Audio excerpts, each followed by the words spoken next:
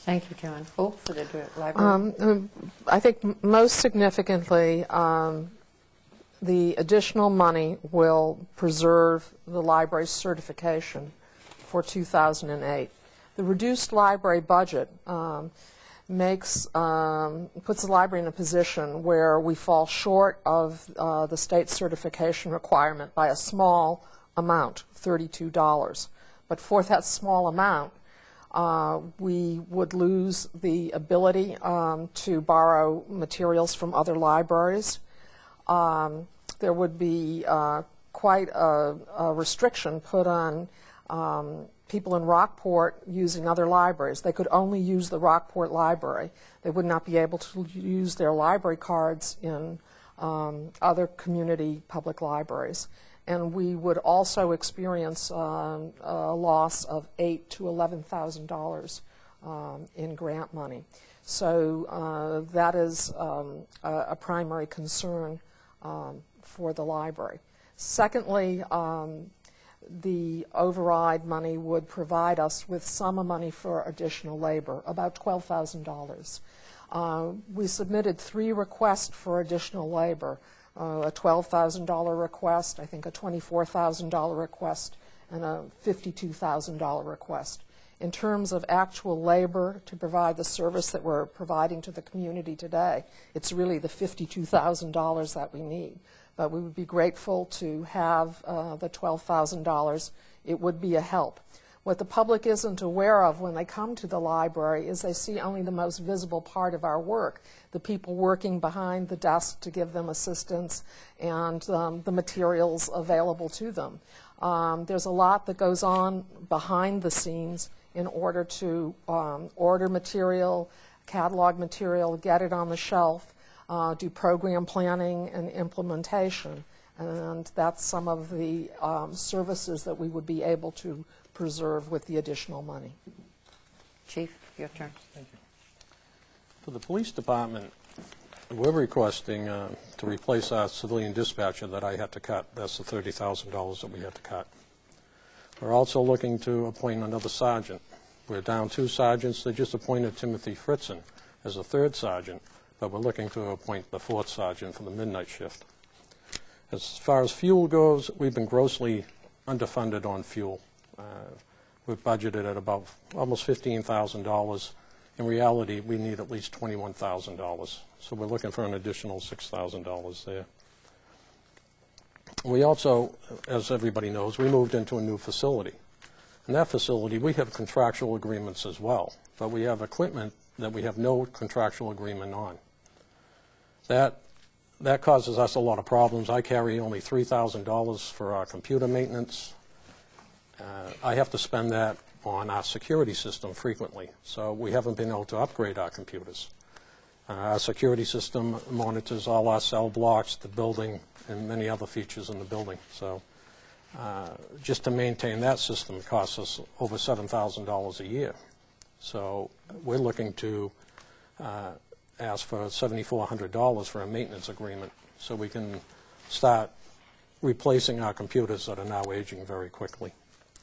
As far as the lifeguards go, in 2004, we used to have lifeguards on Long Beach, Cape Edge, and Front Beach, 7 days a week, 8 hours a day. In 2005, we had to cut that back because of budget cuts. We cut it back to 1 full-time on Front Beach, 3 on Long Beach, only 4 days, and on only 4 days, 1 person on Cape Edge. Now we're down to 1 person on Front Beach, Thursday, Friday, Saturday, and Sunday, only 4 days. Cape Edge Beach, Thursday, Friday, Saturday, and Sunday, 1 person, and only 2 people monitoring Long Beach on Thursday, Friday, Saturday, and Sunday. The other days, we have no lifeguards.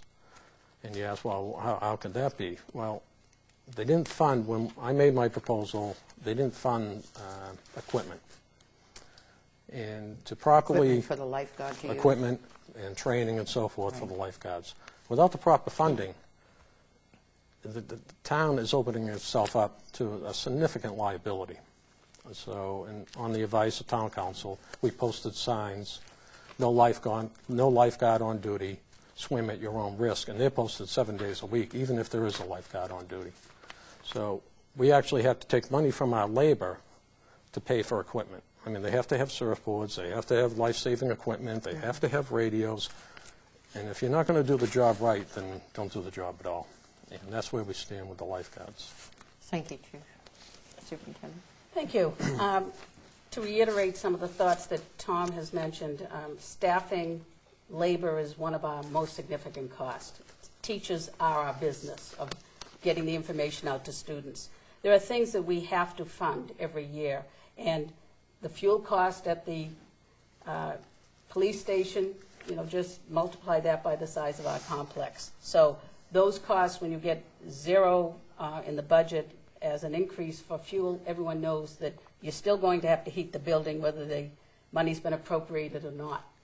The other big expense that we have in the schools that we must pay for every year is special needs, and especially the out-of-district tuitions. That is something that every year, if a student moves into town or if we do an individual education plan for a student and it's decided that student needs can be best met outside of the district, we are bound by law to pay for that. There's no choice in that area. So that takes a good portion of our funds. In fact, the school budget, about 30% of our budget goes to special education, which is appropriate for those students to get those educational needs met, but it does affect our budget. So with the override, what we're looking to do is to bring back as many teachers as we can. This is the first time when we've done budget cuts that we've actually gone into the special education department and looked at that area. So the override would help us restore the school psychologist who does psychological testing, again, that's required by special need regulations. We would restore a special needs teacher at the middle school. Priority at the elementary, of course, would be to restore teachers at the 4th and 5th grade so that those class sizes could be back down to the low 20s rather than the high 20s.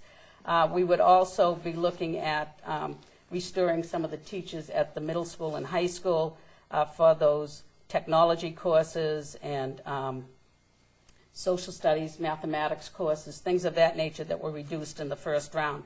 We'd also try to restore the adjustment counselor at the elementary school to a full-time position.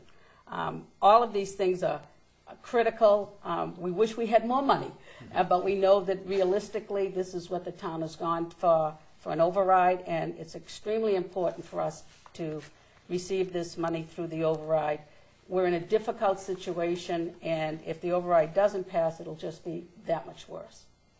Thank you. And Roxanne, since I mistakenly called on you before, do you have anything to add here, or do you want to pass? Or no, Sandy, I guess, wants to do these. Either okay. one of us will do it. Sorry about that. Okay. It is a work in progress. No, No, you've got it right. She was to do. Okay,